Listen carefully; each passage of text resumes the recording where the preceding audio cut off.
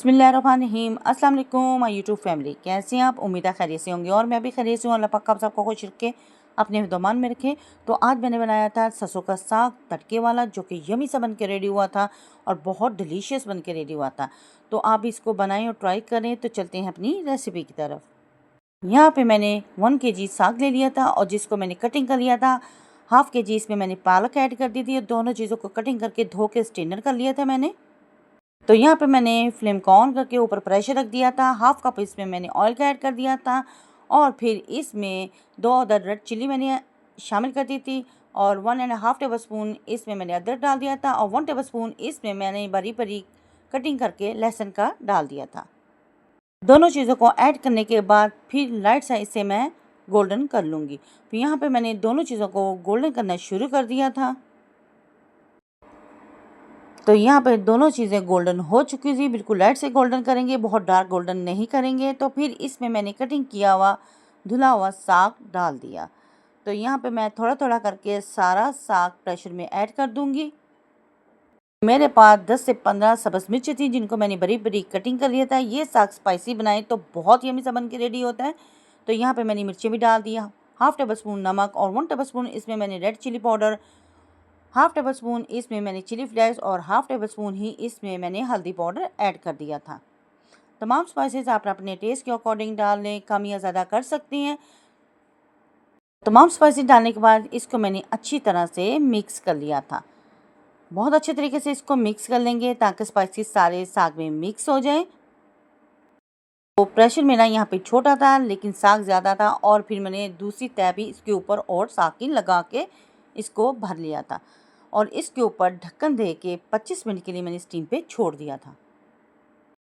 और जब मैंने ढक्कन हटाया तो यहाँ पे आप देख सकते हैं ये गल चुका है, बैठ चुका था, बिल्कुल इसमें पानी कम था। तो फिर मैंने इसकी भुनाई करना शुरू कर दी। बहुत यमी बन के रेडी होता है, बहुत क्विक से बन के ये रेसिपी रेडी होती है। और यहाँ पे मेरे पास देसी घी था और 1 टेबल स्पून इसमें मैंने वो भी ऐड कर दिया और उसको डालने के बाद अब मैं इसकी ज़बरदस्त सी भुनाई करूँगी। देसी घी अगर आपके पास है तो आप इसमें ऐड कर लें, अगर नहीं है तो स्किप भी कर सकते हैं। आम नॉर्मल सा घी भी आप इसमें ऐड कर सकते हैं या ऑयल में भी बना सकते हैं। तो देसी घी डालने के बाद इसकी मैंने ज़बरदस्त सी भुनाई कर ली थी और 3 अदद सब्ज़ मिर्ची इसमें मैंने ऐड कर ली थी और खुशबू इतनी ज़बरदस्त आ रही थी और दिल कर रहा था कि अभी इसको खा लें। और इसकी इतनी मैंने भुनाई की थी कि इसमें पानी बिल्कुल ड्राई हो चुका था और ज़बरदस्त सा हमारा ये साग बन के रेडी हो चुका था। बहुत क्विक से बनने वाली ये रेसिपी है और बहुत जल्दी बन के ये रेडी हो जाता है। यहाँ पे हमारा साग बन के रेडी हो चुका था तो इसे प्यारी सी प्लेट में मैंने डिश आउट कर लिया। तो अगर आपको मेरी ये वीडियो पसंद आए तो प्लीज़ मेरी वीडियो को लाइक, शेयर और सब्सक्राइब ज़रूर करें। बेल आइकन के बटन को ज़रूर प्रेस किया करें ताकि अगली नोटिफिकेशन आप तक पहुँच सके और आपके प्यारे प्यारे कमेंट्स मिलते रहते हैं, जिसके लिए थैंक यू सो मच। यहाँ पर थोड़ा सा नेट का इशू है, इसलिए मेरा नेट बहुत स्लो जा रहा है और मैं आपके कमेंट्स का जवाब नहीं दे पा रही। मेरी कोशिश होती है कि हर एक के कमेंट्स का जवाब मैं दे सकूं। तो यहाँ पे मेरा साग बनके बिल्कुल रेडी हो चुका था और 1 टेबल स्पून इसमें मैंने देसी घी का ऊपर ऐड कर दिया था।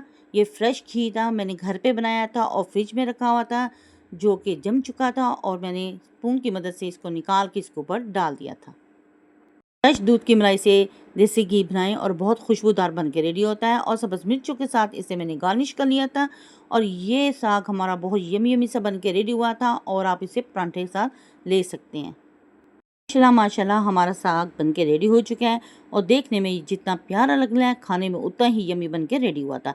तो आप इसको बनाएं और ट्राई ज़रूर करें, अपने बच्चों अपनी फैमिली के साथ करें एंजॉय और अपनी बहन को रखें दुआओं में याद। तो नेक्स्ट वीडियो तक दे इजाज़त। अल्लाह हाफिज़ और अल्लाह निगहबान।